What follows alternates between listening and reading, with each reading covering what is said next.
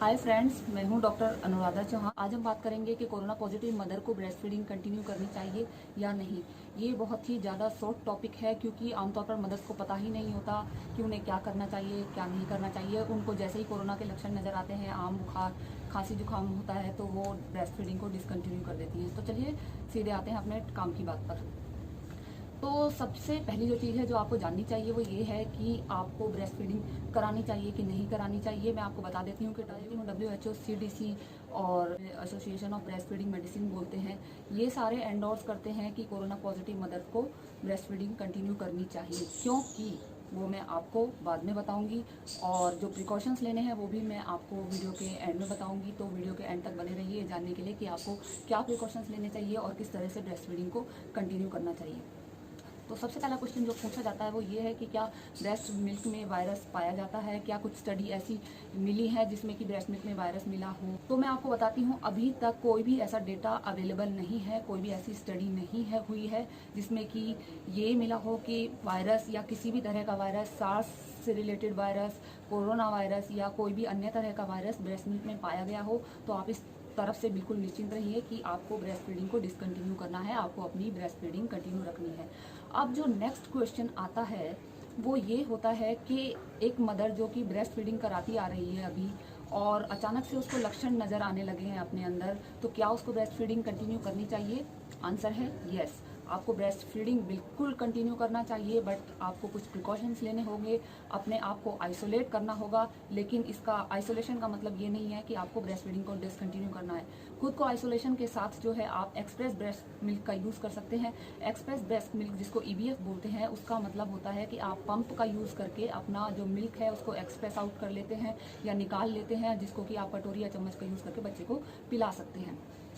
तो इसके अलावा जो आपका होता है अगला क्वेश्चन मोस्ट कॉमन, वो ये है कि एक्सप्रेस ब्रेस्ट मिल्क जो होता है वो बेटर है या फिर जो मदर को अपने बच्चे को अपने साथ लगा के बच्चे को दूध पिलाना, जो नॉर्मल वे होता है दूध पिलाने का, वो ज़्यादा बेटर है। तो WHO और CDC दोनों ही ये कहते हैं कि एक्सप्रेस ब्रेस्ट मिल्क से ज़्यादा बेटर नॉर्मल ब्रेस्ट फीडिंग होती है। क्यों होती है? क्योंकि जो नॉर्मल ब्रेस्ट फीडिंग होती है उससे जो बच्चे और मदर के बीच में एक बॉन्ड बनता है, तो वो उन दोनों के लिए ही फ़ायदेमंद साबित होता है। एक्सप्रेस ब्रेस्ट मिल्क जो है तभी यूज़ करनी चाहिए जब आप बच्चे के पास ना जाने में असमर्थ हों या आपको सीवियर हो सिम्टम्स हों, आप severe category of corona positive patients में आते हों। अब बात आती है कि आपको प्रिकॉशंस क्या लेने चाहिए अपनी ब्रेस्ट फीडिंग करवाने के टाइम पे। अगर आप corona positive lab confirmed case हैं, अगर आप कोरोना पॉजिटिव मदर हैं, तो आपको एक्सप्रेस ब्रेस्ट मिल्क कराना है, पंप से अपना ब्रेस्ट मिल्क निकाल के, या फिर नॉर्मल ब्रेस्ट फीडिंग करानी है कुछ प्रिकॉशंस लेके। उसके लिए एक सबसे ज़रूरी चीज़ है कि जितना पॉसिबल हो सके आप अपने आप को आइसोलेट रखिए। आइसोलेशन का मतलब ये नहीं है कि आप बच्चे से बिल्कुल दूर हो जाएंगे। इस आइसोलेशन का मतलब है कि आपको कुछ प्रिकॉशंस के साथ बच्चे के साथ कॉन्टैक्ट कर सकते हैं और जितना पॉसिबल हो सकता है उतना आप बच्चे से दूर रहिए। आपको हैंड हाइजीन मेंटेन करना है। दूध पिलाने से पहले और दूध पिलाने के बाद दोनों ही टाइम पे आपको अपने हाथ धोने हैं।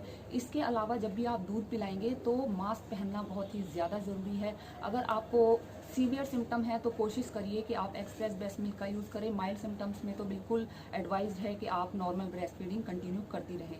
इसके अलावा जो है कम से कम दिन में आप एक बार जो है अपने बच्चे के जो टॉयज़ हैं, जो अदर सरफेसेस हैं जिनको बच्चा ज़्यादातर छूता है, उनको सैनिटाइज करें।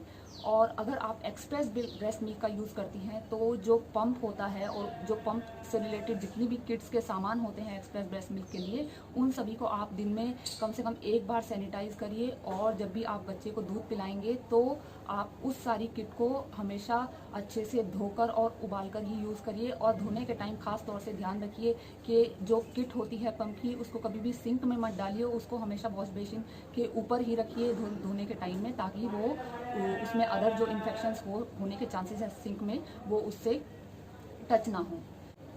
तो मेजर पॉइंट्स मैंने आपको बता दिए हैं कि आपको एक्सप्रेस ब्रेस्ट मिल्क या फिर ब्रेस्ट फीडिंग जो भी ब्रेस्ट फीडिंग जिस तरीके से भी आप बच्चे को कराती हैं वो आपको कंटिन्यू रखना है। आपको घबराने की बिल्कुल भी ज़रूरत नहीं है और बिल्कुल भी ये चांसेस नहीं है कि जो है वायरस आपके ब्रेस्ट मिल्क में पाया जाएगा। और जो है आपको नॉर्मल तरीके से अपने बच्चे को दूध पिलाते रहना है कुछ प्रिकॉशंस के साथ में, जो कि मैंने आपको बता दिए हैं।